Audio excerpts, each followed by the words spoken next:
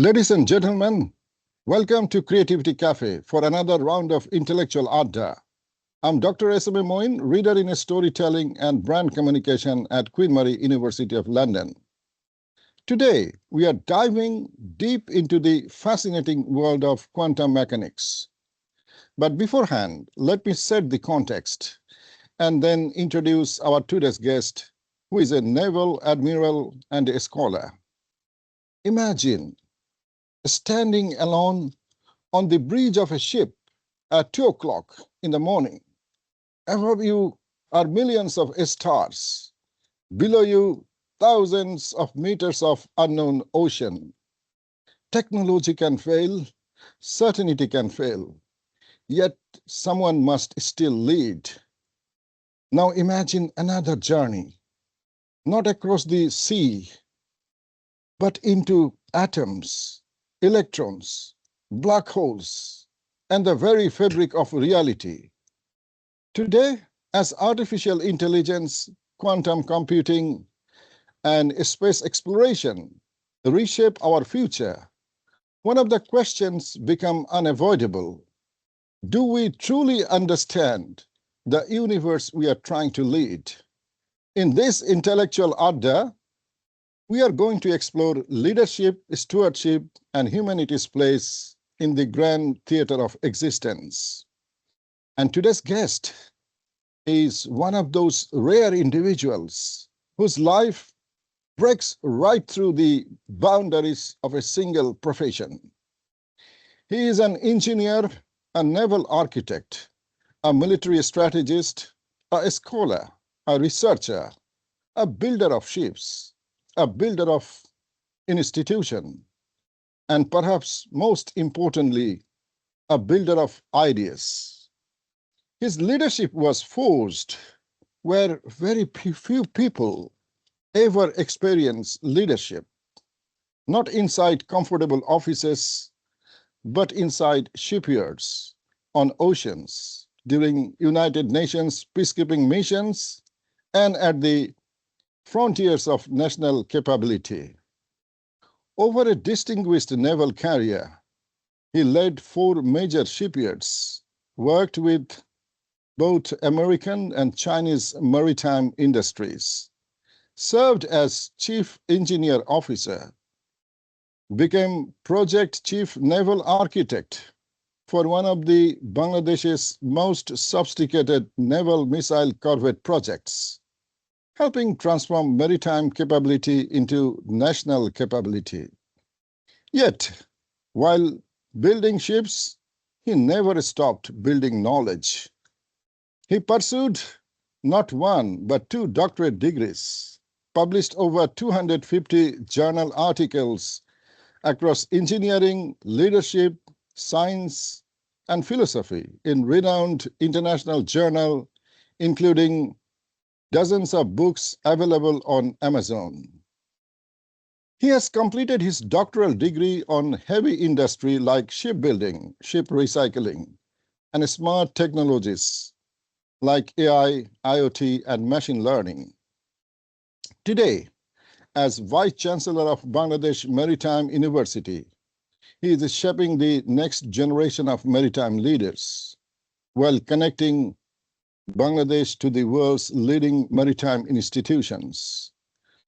Beforehand, he served as Assistant Chief of Naval Staff Material of Bangladesh Navy.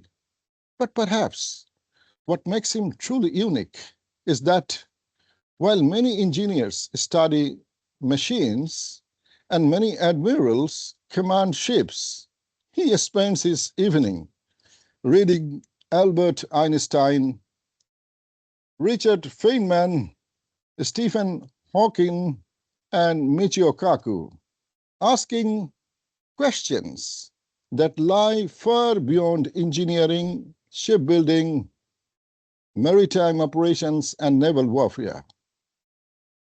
Questions about reality, time, consciousness, civilization, the universe itself.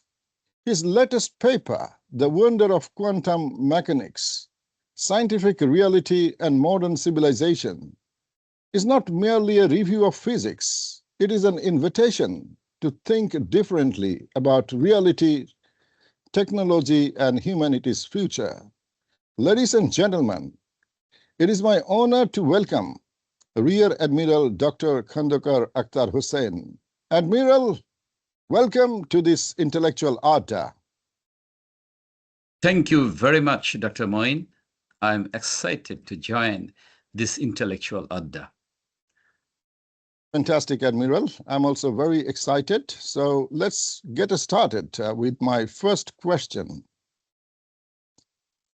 Admiral, I know that you have spent a lifetime designing ships, navigating oceans, and leading institutions. Most admirals write about naval strategy or leadership, yet you have chosen to write about quantum mechanics, the strange and fascinating world of atoms and electrons.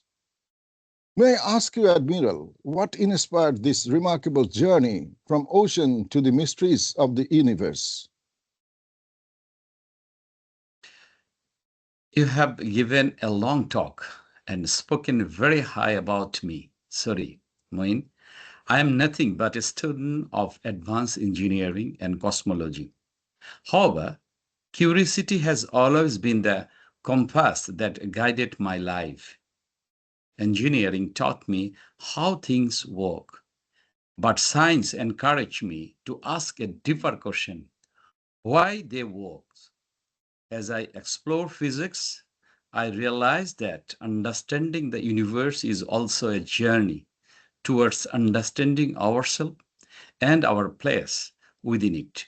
Quantum mechanics is one of humanity's greatest intellectual achievements. It challenges our assumptions, expands our imaginations, and explains the invisible foundations of the modern world. In many ways, studying quantum physics is like navigating the ocean. You can always see the focus beneath the surface, but they shape everything around you. That sense of wonders inspired me to write such a paper. Wow, what an answer, Admiral Akhter. You said that curiosity been your compass and always driving you forward. I'm really excited. Let's come to reality. For centuries, we believed that reality was solid, predictable, and mechanical. Then quantum mechanics arrived like a sacred messenger, telling us reality is stranger than you ever imagined. Admiral, how has quantum mechanics changed or shaped our understanding of reality? Well, quantum mechanics transformed our understanding of nature by replacing certainty with probability at the microscopic level. Particles no longer behave like tiny billiard balls, following fixed path. Instead, they exist in a world governed by probabilities until they are measured. Rather than making reality less real, quantum mechanics reveals that nature is far richer and more subtle than classical physics suggested. For example, an electron can only be described by the likelihood of where it may appear, not by a perfectly predictable trajectory. It teaches us that reality is deeper, more interconnected, and often more surprising than common sense alone. Thank you very much for your thought-provoking answer, Admiral. And because you talked about reality, actually, we don't have any opportunity to avoid Einstein. So let's get a question around him. So Einstein helped create the foundation of quantum mechanics, as we all know. Yet he spent much of his later life questioning his interpretation. Why would one of history's greatest scientists challenge the very revelation he helped begin? Einstein fully expected the extraordinary mathematical success of quantum mechanics. His concern was never with its predictions, but with its philosophical meaning. He believed that reality should exist independently or whether someone was observing it, whereas the Copenhagen interpretation suggested that measurement itself plays a fundamental role. His famous remark that God does not play this reflected his discomfort with a universe governed by probabilities. Ironically, Einstein criticism strengthened quantum physics because it inspired decades of experiments that repeatedly confirmed the theory while deepening our understanding of its remarkable nature. Thank you very much. Thank you very much. I really liked that you quoted Einstein saying that God doesn't play dice. That's really phenomenal because it has brought us into the realm of probability, non-probability. So let's try to understand leadership in an area of uncertainty. So leadership often requires making important decisions without having all the facts, as you know, Admiral, because you are making a lot of decisions. That sounds surprisingly similar to quantum uncertainty. So can quantum mechanics teach us something about leadership then? Absolutely. One of the greatest lessons from quantum mechanics is that uncertainty is not always a weakness. Rather, it is sometimes a fundamental feature of reality. Waiting for complete certainty is often impossible. Good leaders must evaluate the available evidence, make the best possible decision, and remain flexible enough to adapt when new information appears. A naval commander, for example, rarely enjoy perfect knowledge of changing weather or operational conditions. Yet the decisive leaderships remain essential. Now, the science and leadership both reward thoughtful judgment, humility, and continuous learning, I want to say. That's very powerful. So you end with thoughtful judgment, humility, and continuous learning. Wow, leaders has to grow through continuous learning. But I can't really wait not to explore your paper or not to dive into your paper. So I want to ask another question on entanglement. One of the most fascinating ideas in your paper that I found is quantum entanglement. Einstein famously called it spooky action at a distance. Is entanglement simply a scientific curiosity, or does it also offer a lesson for human society, Admiral? Well, scientifically, entanglement describes particles whose properties remain connected even when separated by enormous distance. It is one of the most remarkable discoveries in modern astrophysics. As a metaphor, it reminds us that our world is deeply interconnected. Individuals, organizations, and nations rarely in isolations. Our decisions ripple across societies in a way we often can immediately see. Whether we consider climate change, global trade, or public health, quantum entanglement remind that cooperation, shared responsibility matter more than ever. Wow. What you Wow, wow, wow, Admiral. I'm just so amazed because you said that. I mean, to be honest with you, I mean, so simple words you have explained entanglement. I mean, I didn't know about it, to be honest with you. You said that it describes particles whose properties remain connected, even they are separated. I was trying to understand, and then you said that that means we are connected.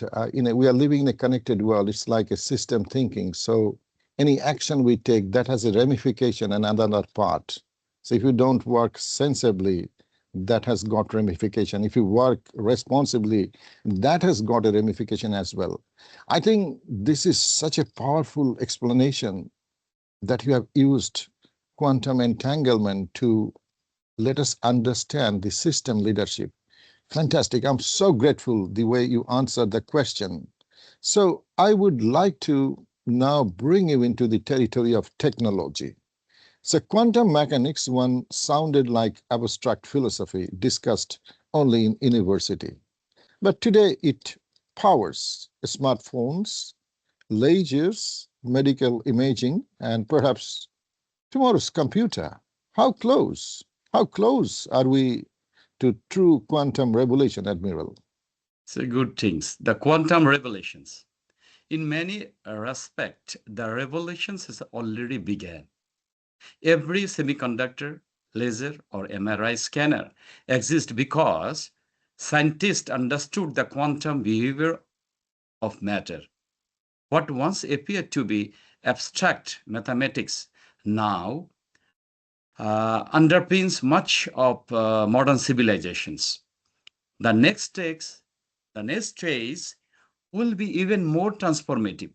Quantum computing, quantum communication, and quantum sensing promise breakthrough in medicine, engineering, cybersecurity, and even scientific discovery that could redefine how societies solve complex problems. Oh, so we can see a better future, probably, or provided that, as you mentioned, that we respond sensibly, because we have Sure, got sure. enormous power. Yeah, fantastic. So why not let's just get into another question in the areas of artificial intelligence. So as you know, Admiral, it's not something new that we are talking now. Artificial intelligence is transforming the way we live and work. Again, quantum computing, as we explained, may transform computing itself. If these two revolutions converge, what kind of future might they create, Admiral? Now you jump to the artificial intelligence. Nice.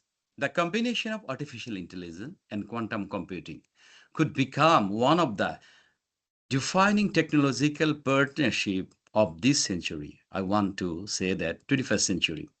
Artificial intelligence can analyze enormous amount of informations, while the quantum computer may solve certain complex problems that would take today's supercomputers thousands of years. Together, they could accelerate drug discovery, improve climate modeling, optimize transportations, and strengthen cybersecurity, even sometimes the health issue. But every technical or technological revolution also bring ethical responsibilities, human wisdom, transparency, accountability, and good governance must evolve alongside scientific progress. We must remember that. Admiral, you have just brought something which is so powerful. I cannot but reiterate a little bit for my audience who are listening you today.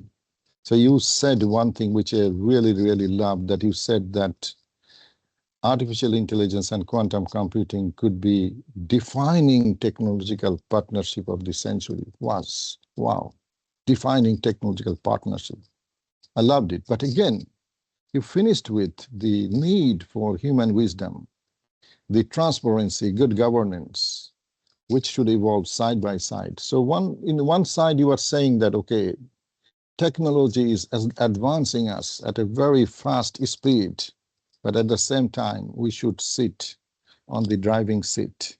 We should navigate where the future goes. That's really powerful. So let's get back into the cosmos. So your paper takes readers into an excellent or extraordinary journey. It is extraordinary because you have taken us into a journey from atoms to black holes to dark matter to the birth of the universe itself. After everything you have studied, what fascinates you most, Admiral? The greatest fascination is not what we know, rather, it is how much we still don't know. Dark matter, dark energy, black hole, and quantum gravity remind us that the universe continues to hold profound mysteries. Mysteries continue. Since the science has revealed extraordinary truth, yet we believe that most of the universe is made of things we cannot directly observe. That should inspire humility rather than certainty. Every discovery opens another doors or windows, reminding us that curiosity remains humanity's greatest engine of progress and prosperity. You have said it very, very correctly that curiosity remains humanity's greatest engine of progress. Wow, that's really powerful. You said that you are fascinated not by what you know, but by how much we do not know still. That should make us more curious and embark us on a journey. I can see that similar kind of voice echoing from you that was echoed by Socrates, where he said that what I know, I don't know anything. So it was not that he was talking about that he doesn't know, but he was focusing on the aspect that how much we don't know, and that's where the curiosity come. I'm really very, very pleased the way a naval admiral is speaking today. It more sound like a scientist I'm talking to, or maybe sometime a philosopher. But let's get into stewardship. So you have commanded ships, you built institutions, and now lead a university. What a paradigm shifts of careers. I really surprised that any admiral could have such a paradigm shift and such a wide range of career opportunity to develop them as a leader that we hardly can imagine. So has studying the universe changed the way you think about leadership? Dr. Moin, again, you are talking too very high about me. I remind you, I'm still a student. I don't know still so many things. What you say is a very much so. The more I study the universe, the more I see leadership as stewardships rather than authority. Whether we lead a ship or a university or a nation, our responsibility is to strengthen institutions, develop peoples, and leave the future in better conditions than we inherited it. The universe reminds us how brief our individual lives are. Our legacy is not measured simply by what we achieve today, but by the opportunities we create for those who comes after us. It is a endless journey for everybody. Fantastic, fantastic. It's so powerful because I feel like I'm dancing between the realms of science, philosophy, art, religion. You mention it, and you are talking about say leaving a legacy, creating future for others, sort of looking after this universe, leaving it as a better than where we uh, got it. So that very well brings us to the last question of today's Intellectual Adda, which is about the human journey. So let me finish where we began. When I was trying to plan this Intellectual Adda, the kind of topic that came to my mind was who governs the universe. So after a lifetime of engineering, leadership, research, and reflection, what have you learned about humanity's place in this vast cosmic theater? Well, as this is the last question, even though the more deeply we understood the universe, the more humble we become. Science continually expands the boundaries of knowledge. But wisdom reminds us that knowledge alone is never enough. It must be accompanied by responsibility, compassion, and ethical purpose. Ultimately, our task is not simply to discover how the universe works. It is to use that understanding to improve humanity, protect our planet, inspire future generations to continue the endless journey of exploration. In that sense, the greatest discovery is not only the universe itself, it is the responsibility we share within it. Wisdom makes us humble, simple, and grateful. Thank you, Moin. Humble, simple, and grateful. What a ending of the answer. Fantastic. So, dear audience, as you can see that as I was talking to Admiral Akhter, I was thinking that possibly I was not talking to a naval admiral, but a philosopher, but a scientist, but a religious scholar sometime, or maybe a sort of person who is thinking, connecting everything. So person busy with connecting dots. So that's really fascinating. So today's conversation has reminded us that the universe is more than a collection of stars, particles, and equations. It is also a teacher. Quantum mechanics challenges our assumption. Leadership demands responsibility, and both invite humility in the face of complexity that Admiral has iterated time and again. Perhaps the greatest discovery is not that the universe is strange. We all know about that. But that curiosity, wisdom, and stewardships are what enable us to navigate it. Admiral Akhter, thank you very much for your precious time. I'm going to end our Intellectual Adda today. Dear audience, thank you very much for staying with us. Thank you, Admiral Akhter. Thank you, Dr. Moin, and your respected audience. Thank you once